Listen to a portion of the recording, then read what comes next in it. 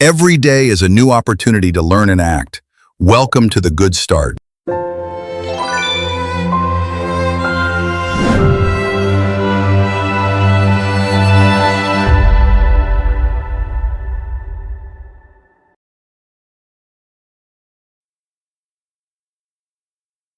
There's a statistic that keeps circulating, and it's, disturbingly, more of a rule than an exception.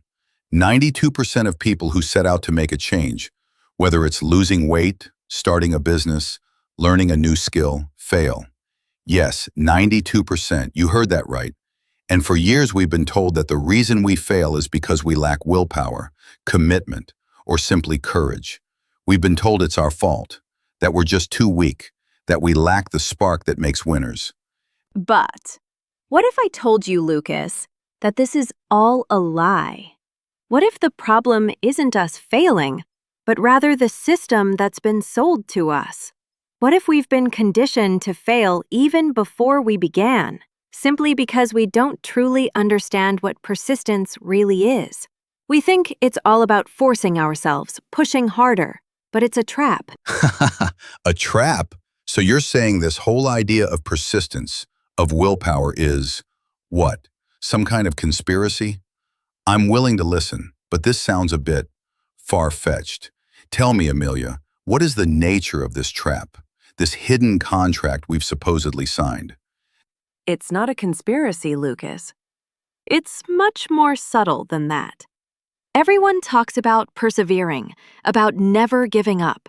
But no one tells you that there's a way to persist badly. What we've been doing is fighting against our limits, ignoring them, all in an endless chase for more. More work, more effort, more success. But what if that relentless push, that refusal to acknowledge our limits, was the very thing that breaks us?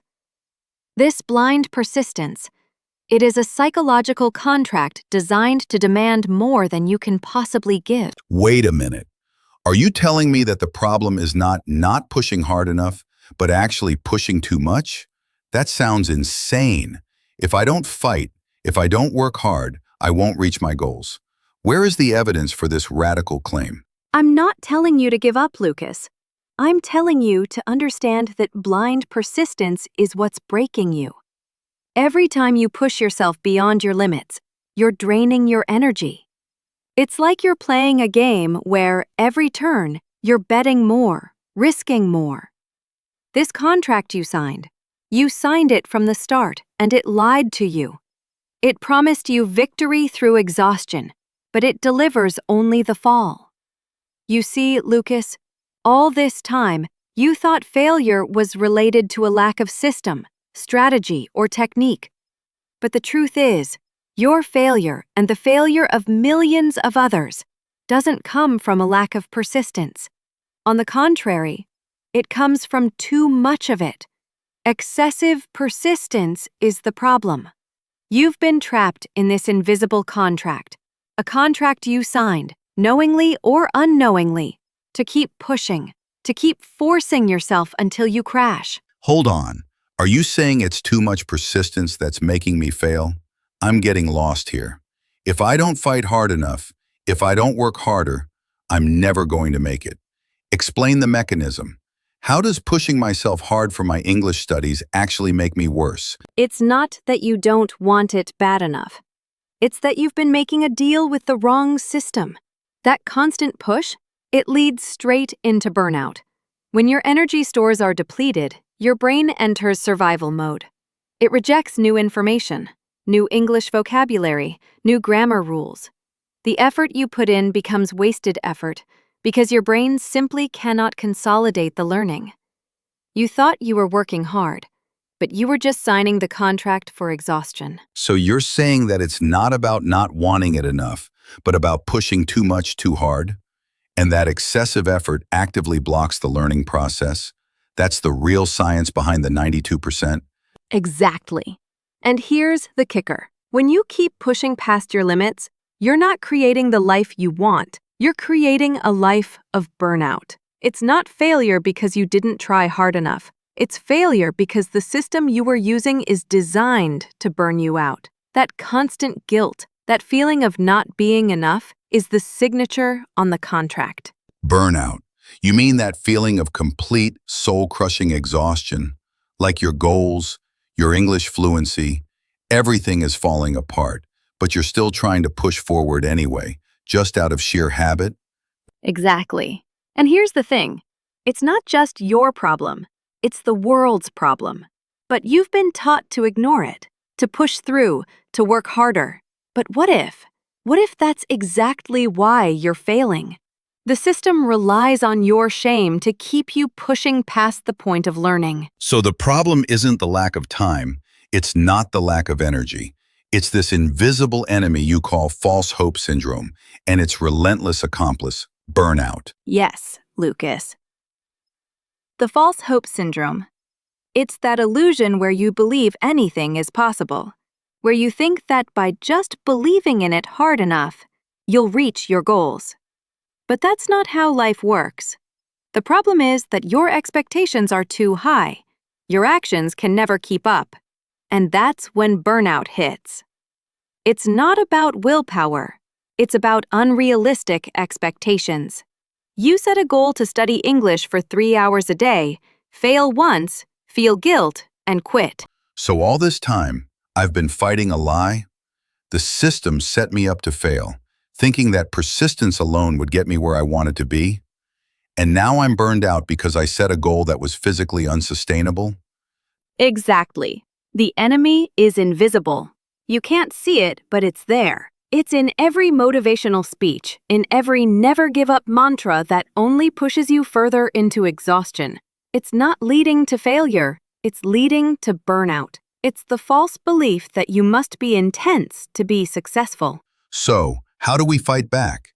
How do we break free from this cycle? I need a solution that respects my limits but still guarantees progress. What is the counter protocol? There is a way out, a method to stop the madness. It's called the minimal effort day. It's simple, yet radical in its power. The idea is to do less, not more, to scale back, not push harder. This is the true definition of persistence. Minimal effort? How does that even work? How can doing less help me accomplish more? That goes against everything I've ever been taught about discipline and hard work. Minimal effort day is not about slacking off, Lucas. It's about focusing on just enough to move forward without draining yourself. It's about taking small, manageable steps that respect your limits. And most importantly, it's about surviving, not overachieving. It's about feeding your neural pathways a consistent, small meal, not trying to force feed them a 5-course dinner when they're already full. So how do I know this will work? Because everything I've tried so far only led me to exhaustion and failure. These tools, are they really going to help me? Can they really stop the burnout and guarantee my English fluency? Yes, these tools are your lifeline, your protocol for survival. The MEA Loop is your daily guide. It helps you stay on track without overextending yourself. It asks for 90 seconds, not 3 hours. Then there's the ECR Journal, your personal map of mistakes, failures, and small victories. Every entry is a lesson learned, turning shame into scientific data. Okay, so MEA is my tiny action plan.